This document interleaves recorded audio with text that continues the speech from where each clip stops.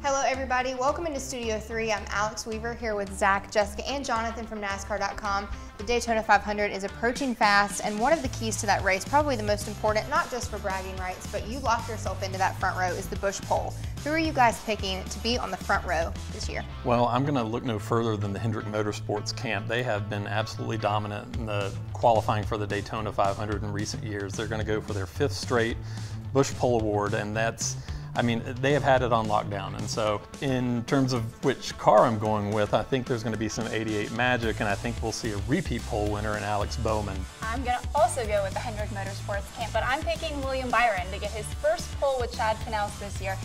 You know, every year with the 500, it's funny, we've seen a lot of, big storyline drivers. You've got William Byron coming in with Chad Canals and kind of getting that veteran and beginner experience. I think we could really see something happen with them.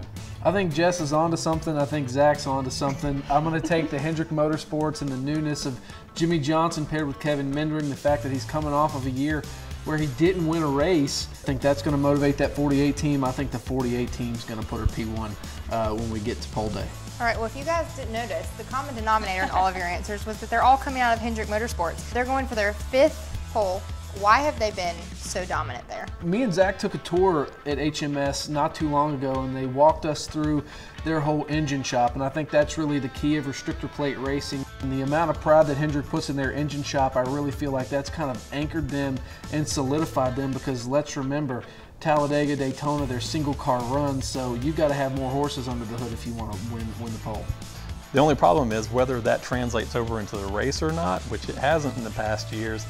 That's what we'll have to be able to kind of wait and see if they can back up the pole speed with something in victory lane come Daytona 500 Sunday. I think that's the key for Hendrick, is being able to back that pull up, because we've seen how great they've been in qualifying, and we've seen how fast they've been on Busch pole day, but they haven't been able to get it done for the race. And I think for teams like Jimmy Johnson at 48 team, and like William Byron even in Chad Canals, they've got a lot to prove. They've got a lot riding on this race and a lot going in, and I think that's going to be a big test for them 500 weekend. All right, Hendrick Motorsports, you heard it here, no pressure. We're all expecting you to be on the pole come the Daytona 500. It's February 17th, 2:30 on Fox.